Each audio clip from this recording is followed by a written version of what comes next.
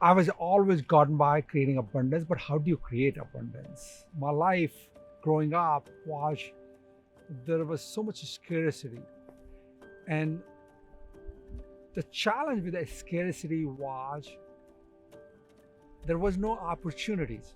Like if you look at scarcity, what does it scarcity means? Where you really get present to is that what's happening in your life that neither you believe in what is possible, and also there are no opportunities to give you that belief.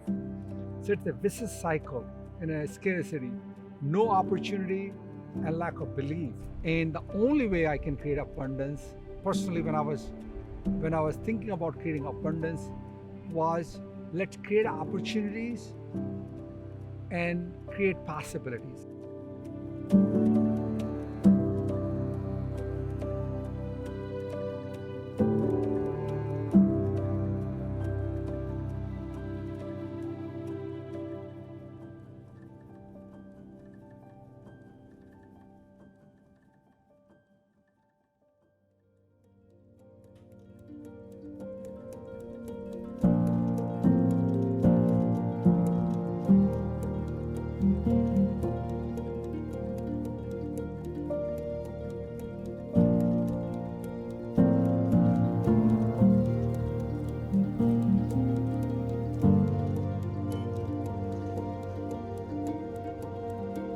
Driving out to his hometown from Jaipur, it was a very long drive. And when we got there,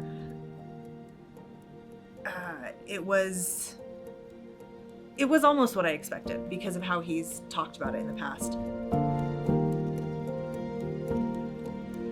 You know, to walk down those streets with him where he grew up and to see how many people knew him and wanted to have a conversation with him.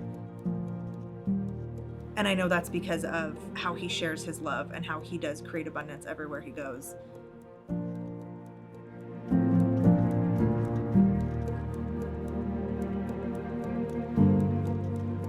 Love as a care, love as coaching, love as a leadership.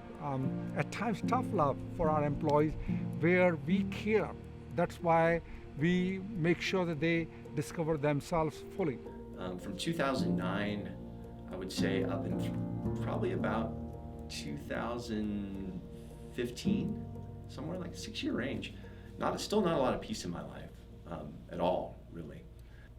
It took me a while to live the creating abundance that we have had on everything for a while, right? I wasn't even there actually early on, but getting into that space where, okay, I need to make an investment in myself first and figure out who I am for myself. And then I can be something for other people. You know, the scarcity mentality that exists sometimes, and particularly in business too, which is, in order for me to get mine, you can't have yours. And I think that's a tough place to operate from, and just something we don't believe in. When we go and talk to people that we do work with about, you know, creating abundance, it almost always comes up, right? It's on everything that we produce, it's on our logo, you know, it's on our slides and so on. Well, people ask us about that. And we start to explain to them what we're really about and what that means. I think for some folks it can almost sound too good to be true.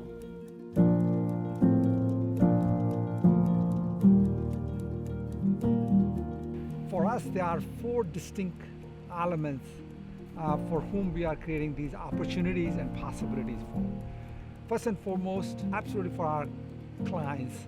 And we don't call them customers. We call our clients our partners. A big part of my job is working with our potential partners to determine if there's a good fit between our model and what they're looking for.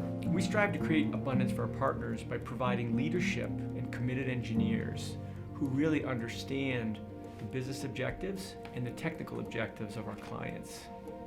You know, we talk about having a win-win in all the situations that we go into when it comes to, let's say, a services engagement.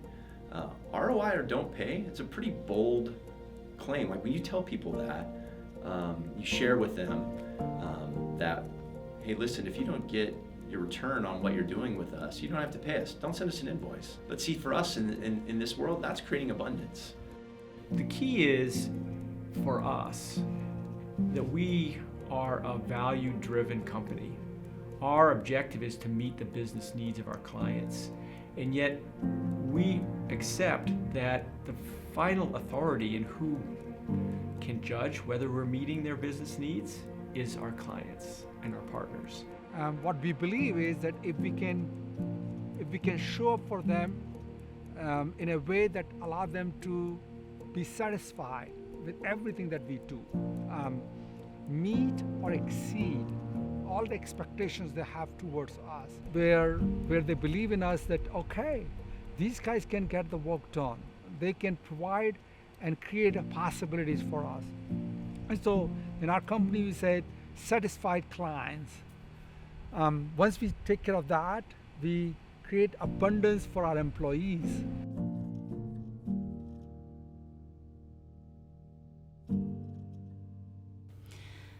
Creating abundance is, in my experience, it's definitely been learning how to let go. And letting go of what I think, letting go of how I feel. In-Time Tech as a whole, as a platform, has continually showed up for me in that way, where it's never been about what's in the best interest of the platform. I have always felt that things are done because it's in my best interest. And in that space, all I want to do is give back to it. But the creation in and of itself, in the last 10 years, being someone who really had no idea who I was, having no idea who I wanted to be for others, to not only discovering that for myself, but being enabled to actually show up in that way. And that journey is still in process every day. I think the first thing that comes to mind is Jeet's sharing of a healthy mind exists in a healthy body. And so that's one way that I see it, is it's the foundation of how I show up at In-Time Tech, and I see that in Jeet as well, and others. Physical fitness was one of those things that I had wanted to be important to me my whole life, but just I had never been able to overcome my own stories around it. And it was okay, that I started out really easy and everyone was so supportive about it. And the environment here at In-Time Tech is such that there's room for exploration, room for growth. I think there's a lot that can be achieved through having a consistent practice in that way, and just the discipline that it takes to do that on a regular basis, I think bleeds over into other areas of life, and how I am and others can be consistent and live into their word even when their feelings are telling them they don't want to do something. Gosh, something that's been created in my life because I worked here. I can list a lot of things. I mean, I'll start with just peace and self-confidence with myself, who I am, who I'm not, what that means for the world around me, and what that means for myself. And from there, it's really grown to like peace within my immediate family and my community, and I can show up and just be me.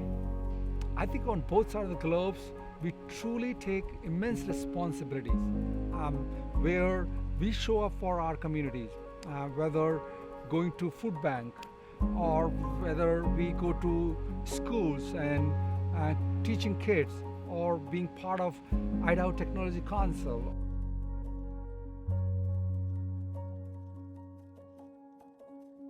Every year that I've been with In-Time Tech, I've participated in Hour of Code, which is an event that teachers and schools put on for kids, kindergarten through 6th grade typically, kind of present who we are, what we do, and then we have an hour to go through these coding exercises, which are tailored to each grade and age level and skill level, and then can really advance with the students who really click with it and get really good at it.